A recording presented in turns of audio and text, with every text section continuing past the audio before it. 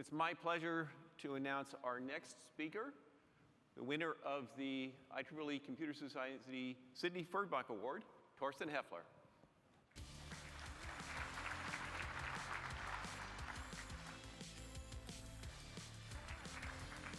Thank you very much, Bill, and thank you very much to the whole supercomputing community for providing such a great environment for young scientists like me to strive in.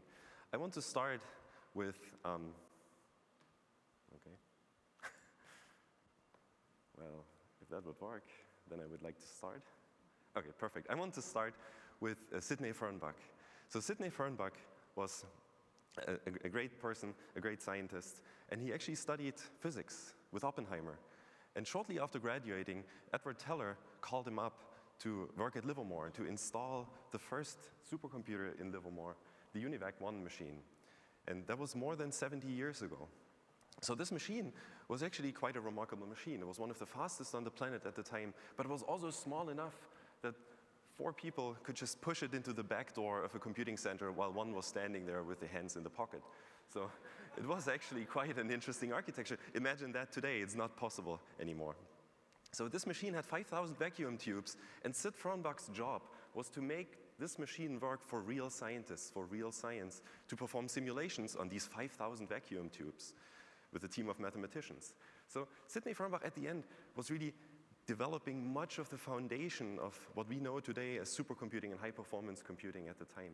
He did this by working at all levels, software, hardware, programming, and systems, because at the time there was no differentiation between those levels. That only crystallized later.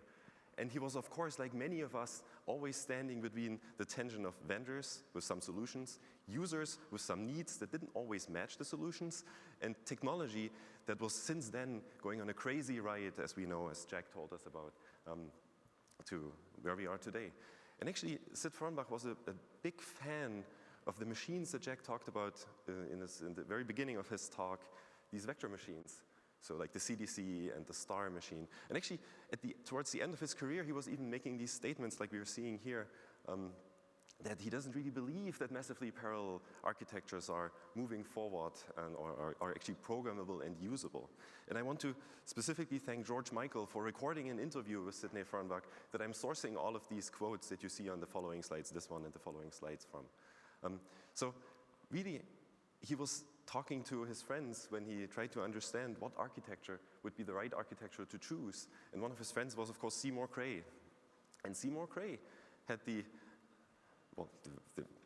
statement that all of us have probably heard, or the quote that all of us have heard, that turned into a meme at the time. Well, a meme in 1991 was a newspaper article before social media. So the meme was the chickens and the ox, and we all know about this. And the question is now, well, who won? The 1024 chicken or the ox? So what do you think? Well, we'll hear about this. Actually, I'm claiming that none of those won, because we haven't seen the billions of fleas in the background of this picture that were competing and actually won at the end. Just to give you an example, for the 2019 winning Gordon Bell Prize, we orchestrated more than 91 billion logical GPU threads running on 37 million GPU or CUDA cores distributed across more than 27,000 MPI processes. So the question is now, how did we solve the Fernbach challenge, where he was saying this is impossible to program? But eventually, as we've seen in Jack's talk as well, we ended up as a community to support all of this, to run billions of threads and coordinate those on tens of thousands of machines. So I really want to go through my journey through this most amazing community together with you all.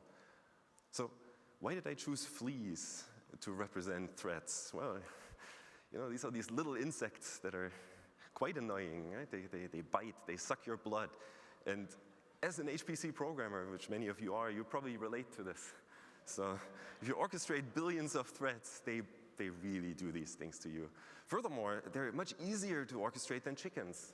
Because even in the beginning of the 19th century, we had the flea circus going around, so industrious fleas. So we now arrange these fleas into warps, or threads. We take these warps into thread blocks. We move these thread blocks into kernel grids, and we all know how to program GPUs. We move those, kernels are invoked from operating system threads, and operating system threads are living in larger entities, MPI processes. I don't want to talk about the left side, because I believe Satoshi is going to cover that well in his talk. My métier is more the right side of how to run millions of MPI processes. On the left side, there's also millions of entities that eventually multiply together. So when I'm talking about running millions of processes, I have to actually go back again to 1993, the early days where MPI-1 was founded, or MPI-1 was created, with a great team of researchers at the time. And I want to again acknowledge Jack Dongara and thank him for being such a wonderful lighthouse for the community, including myself, to follow and look up to. MPI-1 was a standardization of existing practice. Shortly after, MPI-2 followed, and MPI-2 was an extension of existing practice. Then I entered the game, invited by Jeffrey Squires at the time to Andrew Lumsdane's lab. Unfortunately, Jeff Squires left the week before I arrived to Cisco, but fortunately, Andrew Lumsdane gave me the full freedom to do whatever I wanted at the time. So he basically told you, well, you're here, you can do whatever you like. And I looked at the major technology shifts in networking that were happening. And then 10 years later, after the MPI-2 specification, the MPI forum again reconvened, trying to understand how to react to these technology shifts. With a new and old set of people, many of those are now my dear friends. Then we moved on to standardize MPI-3, and later the forum moved on to standardize MPI-4. So I want to focus on MPI-3, where one of the contributions there is non-blocking collective operations, which are extremely simple. So let me just quickly summarize those. If you have P processes, these P processes, they perform computation in parallel. Then they do some blocking collective in this first example, and then they perform more computation. In a non-blocking version of the same code, I would do P processes again computing, then I would launch a non-blocking collective, they would continue computing while the non-blocking collective is working, and then I would synchronize these processes, essentially decoupling synchronization from the data movement itself, and then I would perform the computation at the end. So that is relatively easy to understand, so there's nothing to write home about. It's a factor of 2 speed up you can get. And back to Sidney Fernbach. So he was rightfully stating at the time that the operating system should not have an impact on the speed of the machine. Ideally, yes. Well, I completely agree, unless it does have an impact. And great researchers led by Fabrizio Petrini in SC03 were publishing a paper about the case of the missing supercomputer performance, where they realized that the operating system did have an impact on the performance of application by small deviations that were eventually propagating to wider, through collective operations, to wider slowdowns.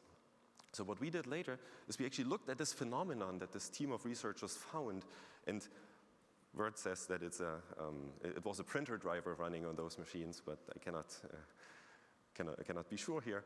We looked at this in greater detail, trying to understand the real effects of those slowdowns, of those small slowdowns. Because at the time, there was the Jaguar system, and the Jaguar system had an interesting observation. There was an interesting observation that some applications would not scale beyond 15,000 or 16,000 processes. Only some, not all. And it was an interesting challenge to figure out why. And we later discovered that these applications were actually hindered by small delays on single nodes. And here you can see a trace of these small delays, sometimes 10 milliseconds. Well, 10 milliseconds is not a whole lot, but if that propagates through a collective operation to a larger set of processes, as you can see here for the all-reduce operation, where the red line is the noise-free execution, and the green line is the execution with injected operating system noise, or the green box plots. So you can see these box plots actually being not really relevant with less than 16,000 processes, but then there's a phase change going on, where if you have more than 32,000 processes, you get a deterministic slowdown of the application of about 50 times. And this was essentially meaning that some applications like conjugate gradient would simply not scale further. They would in fact run slightly slower. So now you could argue that we could use non-blocking collective operations that decouple the synchronization, which causes the slowdown, and the communication, which is of course necessary to deal with that effect. And we could also argue that the operating system should fix these issues, which Cray very quickly did afterwards. But then there are new issues today, like for example, multi-tenant cloud systems, where it's not so easy to fix the interference with other tenants. I mean, you cannot just remove them from your cloud system. So these become important again.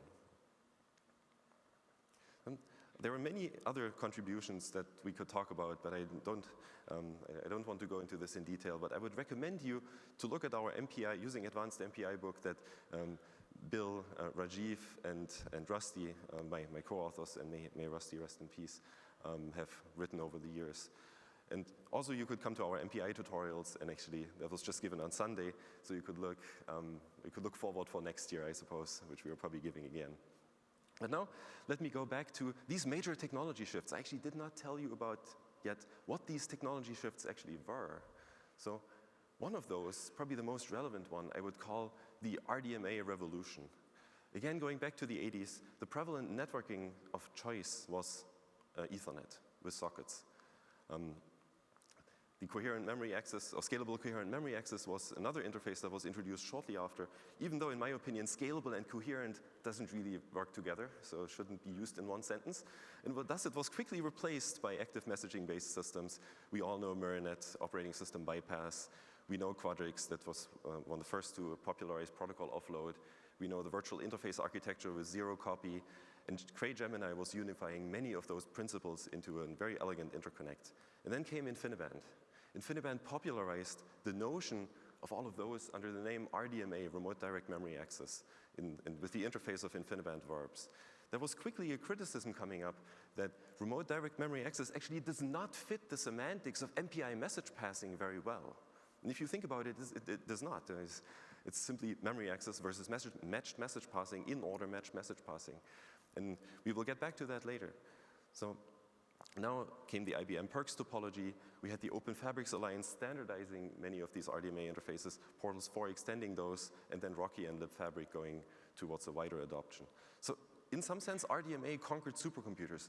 Most of today's supercomputers are in fact running RDMA, if not most, if not all. Even the data center computers are starting to embrace RDMA, the mega data center providers. Google, Amazon, as well as Microsoft are admitting in one way or another to either seriously think about or even deploy RDMA systems at large scale. So back to Sidney Fernbach, who says if you have an underlying system, you need to really be able to exploit it to the greatest extent. Okay, well, what we had to do in MPI is now modernize the MPI-2 interface to make it adopt to the new hardware changes that were happening over those 10 years. And so we succeeded in doing so, but we were really following somewhat Sidney Fernbach's advice without knowing and looking at the greatest detail of how to communicate. For example, for that paper in the lower bottom, we looked at the number of cache misses required to transport data from A to B. And we somehow proved that our implementation that had the lower bound of cache misses was optimal in this sense on that particular system.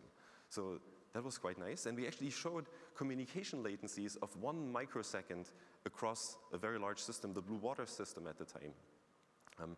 Today, communication latencies are higher. Communication latencies go up over time, which is also an interesting insight. We also managed to run large jobs on 500,000 processes, delivering speedups, application speedups of more than 10%. So that worked. But yet, networks felt somewhat slow. And then we looked at the topological structure of these networks, trying to understand, well, what does the connectivity of these switches and endpoints actually mean? And you can plot nice plots, various networks with using the dot tool, and this is really just the topological structure. But all of those have one thing in common.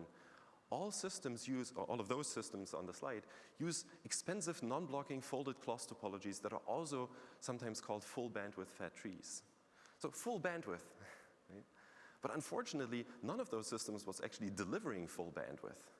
Then back to Sidney Fernbach, who was always living in the same environment that I was in very often, between vendors claiming things and you actually measuring things. And we all know in the HPC community after the 12 ways to fool the masses that this is not always resonating or not always matching each other. So what we realized is actually that this bandwidth loss comes from the fact that we are statically routing these network topologies. So in theory, there's one communication pattern that works, but we will never hit it in practice. And if you now look at the set of random communication patterns, just sampling random communication patterns from the full permutation, you find that already with 128 processes, you're expected to have less than half your bandwidth on a statically routed fat tree with 512 endpoints. So we fixed this with adaptive routing in 2008, one of the earlier adaptive routing analyses with Myrinet at the time. And we were able to achieve nearly the highest bandwidth. Today, most supercomputers, if not all serious supercomputers, are using adaptive routing in one way or another. So then we moved on and looked at different topologies, because while we did this work, we realized, oh, this is interesting. These folded clause networks, they're actually quite inefficient, because you realize when you do this adaptive routing that you don't really need all those links. So lower diameter topologies were moving forward. And one was already in the design phase, which is hierarchically fully connected topologies. Like we all know the Dragonfly. All of the exascale topologies today, exascale machines, are using that Dragonfly topology developed by Cray originally. I was part of the Blue Waters team working on somewhat of a competitor, the PERCS computing system. Unfortunately, not a wide technological success, mainly for business reasons that some of you have seen. But very similar idea. And from there we went forward and said, well, why don't we take this idea to the extreme? Why don't we go from a low diameter topology to lowest diameter topologies? And together with my student Maciej Besta, we developed a topology that was really the lowest possible diameter, diameter 2, because if it's diameter 1, you only have a single switch. Okay? So there were more diameter 2 topologies later that we looked at. There was, this week at the conference, just yesterday, collaborators from Intel, led by Kartik and Fabrizio, were actually looking at extending the SlimFly topology, extending the idea of diameter 2 to more variants and slightly better properties. And another work that we also talked about at this conference, also yesterday, topologies specialized for particular communication characteristics of applications. Like deep learning is all the rage now, so we have a topology that just works specifically well for deep learning. So with that, I'm getting to this week's conference with my overview. So what I want to spend now some time on is how do we go into the future? So there will always be a need for faster computers, as Sidney Fernbach said.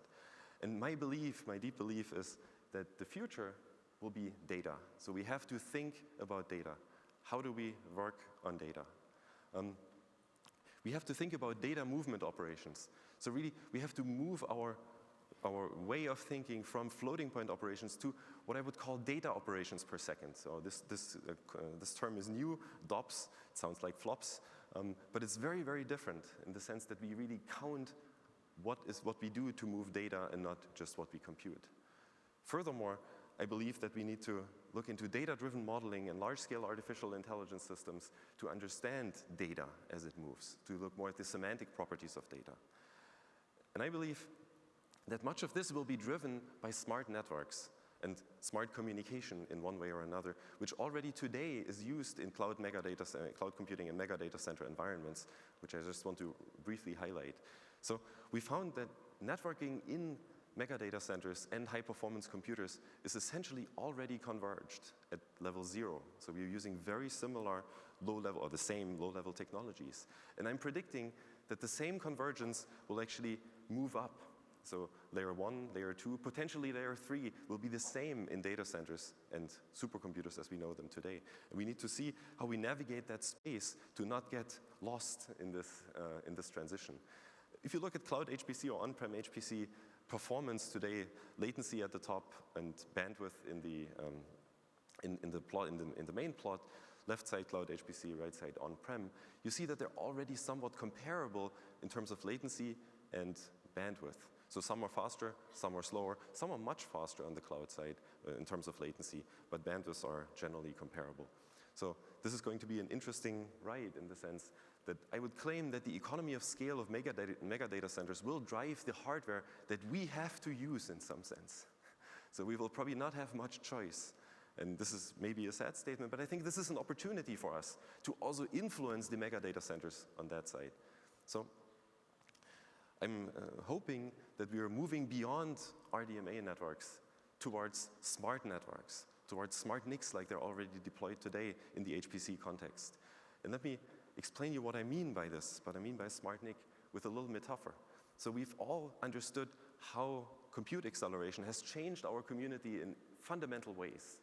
So we went from shader languages in the good old days, OpenGL, DirectX 11, through a process of generalization that really revolutionized acceleration, really started the AI revolution, as some people claim. So enabled us to use massive computation through the development of CUDA, OpenCL, and later OpenMP4. So this was really a massive phase change in our community. What I believe is that we should look at this phase change not just for compute acceleration, but also for data acceleration. Because if you're looking at networking today, we have things like P4 and eBPF, which are very similar to shader languages, very, very simple, highly specialized packet processing frameworks. And I believe that a process of generalization very similar to the CUDA process of generalization could lead to a framework that allows us to do data movement acceleration, data processing acceleration. And our proposal for this is the SPIN framework, streaming processing in the network. So going back to Patrick Joffrey's critique of RDMA, which is a semantic mismatch between RDMA, memory accesses, and message passing. And we could address this in the NIC. We could translate these protocols directly in the NIC from 1 to B. And this means we free the CPU from those tasks. And we believe that the streaming processing in the network idea, together with fully programmable packet handlers, will actually enable this movement to have a seamless protocol translation from whatever is on the wire to whatever we need at the application level. With that, I would like to close my discussion on networking and move on to data movement in computing. So here I want to start with Mark Horowitz, who in 2014 at ISSCC looked at a simple 45 nanometer process. He analyzed how much an FP32 addition would actually take in terms of energy. It's about 1 picojoule. Just loading the 2 operands from SRAM, from on-chip memory, is 100 times more expensive. Jack had a very similar analysis yesterday. But loading it from DRAM is more than 1,000 times more expensive. Yet, in our community, we continue to think in flops per second. And I'm wondering why. Well, one of the answers may be because it's very, very simple, because it's just the simplest to analyze. We can very easily count flops. Well, to give you an example, how many flops are needed to multiply 2 n by n matrices? I mean, many of you immediately have the right answer in their mind. It's n cubed, right? But now, let me ask you a slightly different question, which is not that simple, but very much related. How many data operations are now needed if I have a cache of size S to perform this operation? Data operations are load stores from memory, so you can count those, right? There are I/O complexity measures for this. But the answer is not that easy, and I'm pretty sure that most of you are probably not getting to this answer quickly. It's n cubed divided by square root s, of course, asymptotically. The square root s comes from the volume of a tile, which is square root s by square root s. So we again have this problem that the I/O complexity is significantly harder to analyze than computational complexity. So going back to Sidney Fernbach, he also recognized this back in the days, that a local memory is extremely important for computation. And this computation will just be sped up by increasing that local memory size and using it more efficiently. So we've been doing this in the recent past by looking at matrix multiplication, matrix factorization, and just this week, again, tensor contractions, optimizing I/O movement and data movement, and leading to higher speedups and leading to a higher efficiency at the end. So I want to also quote David Patterson, because now we have to see how are we going forward, how will we be moving forward? Well, he says logic improves much faster than wires, even on chips, meaning that the situation will just get worse. The situation will not get better in the future, unfortunately. So I'm claiming that we do really not understand today, unfortunately, how to reason about I/O efficiency in real programs. We understand how to reason about I/O efficiency in algorithms. As I told you in the previous slide, matrix multiplication, we understand factorization. But real programs, if I give you the source code, is much harder to reason about. So many of you will see the source code is just a matrix multiplication, but let's assume we don't know what it does. What can we do if we get a source code that we don't know what it does? Well, we can run it. We measure with PAPI, for example, the execution time, the flop rate, and the memory bandwidth. Right? So we get these numbers, this is great. This code is semantically equivalent. It's just a tiled version of this matrix multiplication, very much like Jack was talking about yesterday. Well, again, what we can do is we can run the code, we can time it, we can get the gigaflops per second, and we can get the memory bandwidth. One interesting thing we are seeing here is that the write code is running faster, and now it's not advancing. The write code is running faster, but has 10 times lower bandwidth. So it gets a higher flop rate, but actually the rate, the effective utilization of the memory is less because I'm getting less memory operations, less data operations per second. And many of you are immediately seeing what's going on. Well, of course, this code has been optimized to move less data. While the left code moves about 1 terabyte of data, the right code, due to the tiling and cache locality, moves significantly less data. So for this, we defined a new metric, what we call the memory use efficiency, where we really looked at the I/O efficiency separate from the bandwidth efficiency. So we cannot just count memory operations per second like we count flops. Like we have to look at, first of all, how effectively are we using the memory operations, and then we look at the flops. So we combine the I/O lower bound with the measured bandwidth. 2 factors. In the DAYS project in my group, we're looking at how to apply this to real codes at a wider setting. And you should check this out, and you can actually use that. So with that, I would like to conclude my talk and thank you all to be a perfect environment for young scientists like me for doing their research. Specifically, I want to thank my many mentors who have helped me to strive in that community and to navigate the space and really understand how to move forward. I also want to thank many of my collaborators and friends in the community going forward and understanding understanding how to deal with various aspects of technology, but also personal things. And last but not least, I want to thank my many group members who have been fearlessly implementing my sometimes crazy or out there ideas, but they have been working hard and helping me to succeed and also making our group very, very successful in the community. So with that, I would like to close with one call to all of us. We should change the way we think and teach efficient algorithms to undergraduate and PhDs, really in the sense going to I/O complexity to data movement. If you want to join, let us know.